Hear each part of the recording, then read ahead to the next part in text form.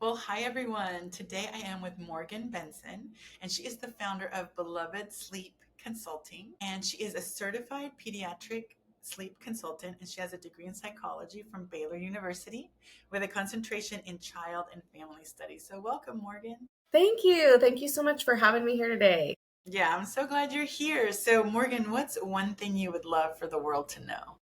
So, I would love the world to know that sleep is a basic need, it is not a luxury.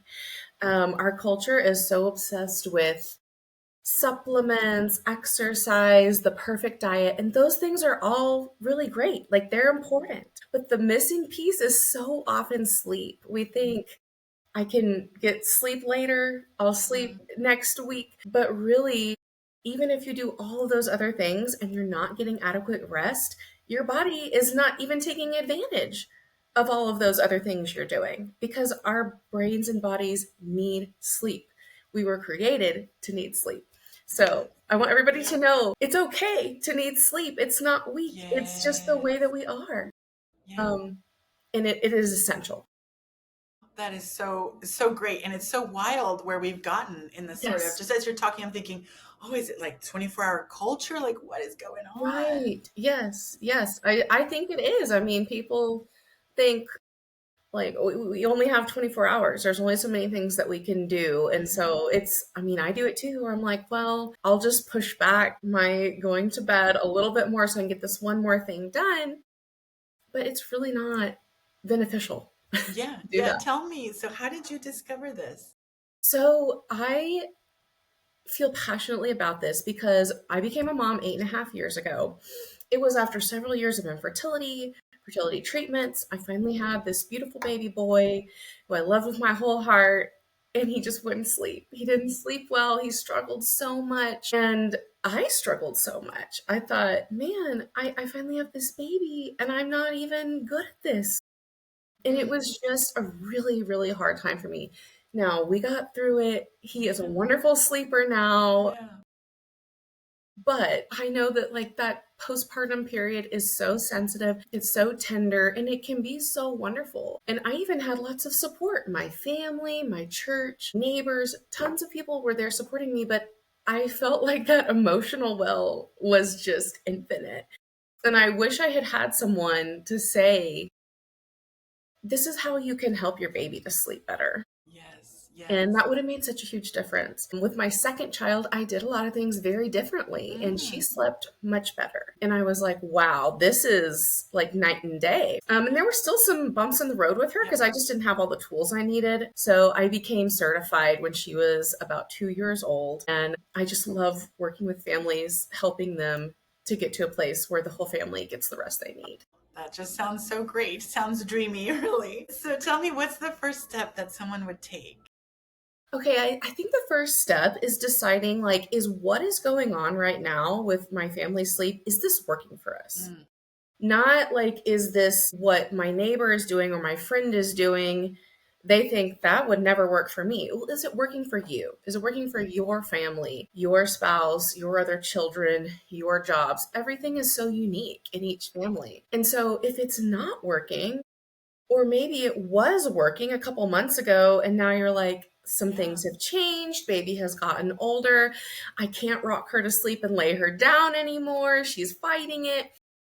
And that's okay. It's okay to say, this was working and now it's not. Or maybe it was never working and I'm ready to make a change. So the decision point is the first step. Say, like, Awesome. this isn't working for me and I want to make a change. Yeah, I love that because with my own family, I'm thinking about right now, we're in the very last couple weeks of summer. So Yes. our schedules are not great. So you've got me Yes. thinking about that, thinking about, is this working? Well, tell me, what's a common obstacle that people face? The most common thing that I hear, so I'm usually working with parents of babies, like infants and Yeah, toddlers, even some preschoolers or early elementary. But with especially with the great. babies and toddlers, especially moms think I cannot be connected or responsive to my baby and sleep train them. But that's just not true. There are so many methods that we can use. We can Yeah. go super slow and gentle if Uh-huh. that's what's right for you. Yeah. We can also do something quick if you're like, Morgan, I can't drive my car. I'm so sleep deprived. Like there is such a wide range of options. Everything I do is customized to each family. Yeah. So you can stay connected. You Yeah. can do what feels right to you. Now, of Yeah. course, there's going to be some work. Yes. You're making some changes. So, of course, there may be some moments that are difficult, Yes. but we can do it in a way that feels comfortable to you, and that fits your family. That's such a great thing to point out as an obstacle because I feel like it's such a time of stress because we measure our babies and our well-being by how Mhm. much they sleep. Yes. Or how we think, oh, that's a good measure of it. They're sleeping through the night or whatever. But there's so much stress also around connection. And that Yes. if I mess this up, because I work with children typically ages 4 to 7, and it's, they're a little bit past that infancy stage. I mean, they're definitely past infancy and toddler, but Yeah. the parents are so hard on themselves. Like, oh, that they Yes. have to be just, yeah, with the Yeah. connection pieces and everything, like you're saying. So that's an And you can interesting always point. build connection. Like it's never Right. too late. I always say it's never Right. too early, never too late Yes. to change sleep habits, to build connection, to do something different. Nice. Okay. I like that flexibility. Yeah. That's what's yeah. So did I ask you what's a common obstacle? Yeah, Yes, with the that's one I connection. just Yeah. So how said. do I know if I'm doing it right? If you're doing it right, I'm going to talk about sleep training or sleep learning, however you Mm-hmm. want to talk about it. No matter what method you use or what plan you have, you should see consistent progress. Now, if you're doing something that's very slow and gentle, you may need to look back 2 weeks. But if you look back 2 weeks and say, okay, 2 weeks ago, it took baby an hour to go to sleep, and now it's only taking 25 minutes. That's still progress. You're making steps toward your Yes. goal. Yes.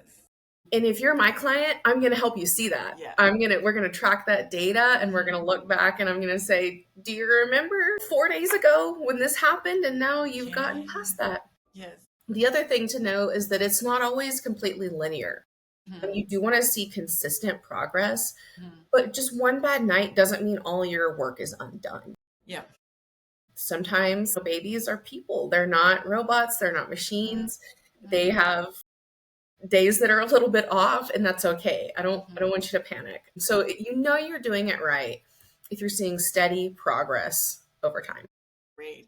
I think that is so important, just that tracking, because we forget, even Yeah, with our spouses or with for when children sure. come to play therapy, it's like, hey, I've made improvements here. Yeah, yeah. Because we forget those kinds of things. So tell me a little bit about just that. What happens with the like nervous system, and how do you help parents just kind of like the way I work with parents when a child is having trouble sleeping? And you're right, it is Yeah. so important that they sleep. Yes. And many times it just involves kind of moving screen time around. I'm sure Yes. that you work with that, but for us, it's like, how do we get that nervous system to come into rest? Do Yes. you work? Yeah. Yeah, so like you said, it's a little different for infants and toddlers, Mm-hmm. but I do take a very holistic approach. Now, like I'm not a feeding expert. So I always want you to follow what your pediatrician or lactation Yes. consultant is instructing you to do. Yes. But I'm going to work with that to make sure we have like the daytime feedings set up so that Yes. their body is full and satisfied. Yes. We're going to make sure that like all their sensory needs are met. That, even little bitty babies, that they're getting time on their tummy, time on the Mm-hmm. floor. They're getting plenty of snuggles during the Mm-hmm. daytime. Mm-hmm. They're getting that connection with mom and dad. As kids get older, let's say 18 to 24 months, starting around there, I usually will tell parents set aside 15 minutes a day to put your phone away, turn off the TV, and just sit there with your child. Follow their lead. If they want to play dolls, play dolls. If they want to throw a ball, do that. Yes. And when you have that face to face connection with your primary caregiver, your parents, that parental attention is absolute gold to our Yes. children. Yes. And when you give them that, Mm-hmm. their nervous system can go from way up here Yes. back into that window of tolerance, where they're feeling safe, secure. So when you get to Yeah. bedtime, Yes. and you're making changes that may be hard for them, may be hard for you, Mm-hmm. they have filled up that bucket of connection. I think it's so right on. Not only 100% the attachment pieces, but also that the bedtime is made all day. And I think Yes. that's a big piece that I like to work with families on, that I'm focusing more on. I'm so glad you brought that up. It's like, yeah, bedtime, or like my mom has some insomnia and she's in her Yeah. 70s. It's like my siblings and I were working on, yeah, your sleep is made in the morning. Let's get Yes. you doing this and this and this. So, oh, Yeah. so great. Well, that is hard work that you do, but I know when parents are sleep deprived, they need you. And I'm so I grateful to love it. have you on. So that is our time. And I'm so, so glad that you came on. So Yes, thanks thank again. you And I'm so going to much, put all Maria. your contact info in the comments. Oh, So thank okay, you. wonderful.